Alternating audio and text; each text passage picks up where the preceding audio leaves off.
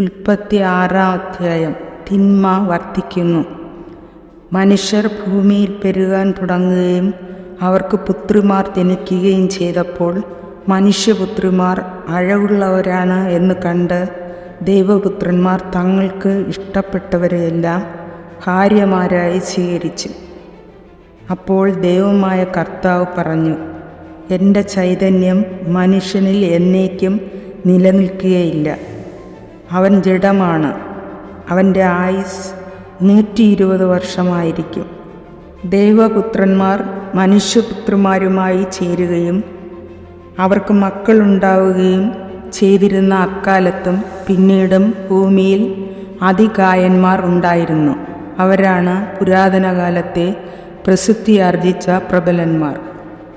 ഭൂമിയിൽ മനുഷ്യൻ്റെ ദുഷ്ടത വർദ്ധിച്ചിരിക്കുന്നെന്നും അവൻ്റെ ഹൃദയത്തിലെ ചിന്തയും ഭാവനയും എപ്പോഴും ദുഷിച്ചത് മാത്രമാണെന്നും കർത്താവ് കണ്ടു.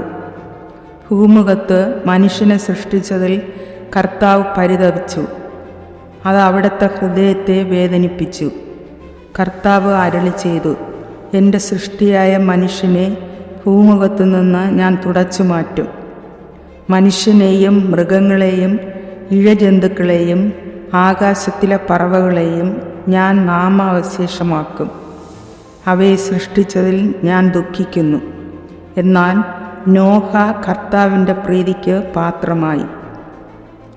ഇതാണ് നോഹയുടെ വംശാവലി. നോഹ നീതിമാനായിരുന്നു, ആ തലമുറയിലെ കറയറ്റ മനുഷ്യൻ. അവൻ ദൈവത്തിൻ്റെ മാർഗത്തിൽ നടന്നു. നോഹയ്ക്ക് 3 പുത്രന്മാരുണ്ടായി, ഷേം, ഹാം, യാഫത്ത്. ദൈവത്തിൻ്റെ ദൃഷ്ടിയിൽ ഭൂമിയാകെ ദുഷിച്ചതായി തീർന്നു. എങ്ങും അക്രമം നടമാടി. ഭൂമി ദുഷിച്ചുപോയെന്ന് ദൈവം കണ്ടു. ലോകത്തിൽ മനുഷ്യരെല്ലാം ദുർമാർഗികളായി. നോഹയുടെ പെട്ടകം. ദൈവം നോഹയോട് അരുളി ചെയ്തു, ജീവജാലങ്ങളെയെല്ലാം നശിപ്പിക്കാൻ ഞാൻ നിശ്ചയിച്ചിരിക്കുന്നു. അവർ മൂലം ലോകം അധർമ്മം കൊണ്ട് നിറഞ്ഞിരിക്കുന്നു. ഭൂമിയോടുകൂടി അവരെ ഞാൻ നശിപ്പിക്കും. ഗോഫർ മരം കൊണ്ട് നീ ഒരു പെട്ടകമുണ്ടാക്കുക. അതിൽ മുറികൾ തിരിക്കുക. അതിൻ്റെ അകത്തും പുറത്തും കീല് തേക്കണം. ഇങ്ങനെയാണ് അതുണ്ടാക്കേണ്ടത്. 300 മുഴം നീളം, 50 മുഴം വീതി, 30 മുഴം ഉയരം. മേൽക്കൂരയിൽ നിന്ന് 1 മുഴം താഴെ പെട്ടകത്തിനൊരു ജനലും വശത്തൊരു വാതിലും വയ്ക്കണം. താഴെയും മേലെയും നടുവിലുമായി 3 തട്ടായി വേണം പെട്ടകം ഉണ്ടാക്കാൻ. ഭൂതലത്തിലെല്ലാം ഞാനൊരു ജലപ്രളയം വരുത്താൻ പോകുന്നു. ആകാശത്തിന് കീഴെ ജീവശ്വാസമുള്ള എല്ലാ ജഡവും ഞാൻ നശിപ്പിക്കും. ഭൂമുഖത്തുള്ളതെല്ലാം നശിക്കും. എന്നാൽ നീയുമായി ഞാൻ എൻ്റെ ഉടമ്പടി ഉറപ്പിക്കും. നീ പെട്ടകത്തിൽ കയറണം. നിന്റെ കൂടെ നിന്റെ ഭാര്യയും പുത്രന്മാരും അവരുടെ ഭാര്യമാരും.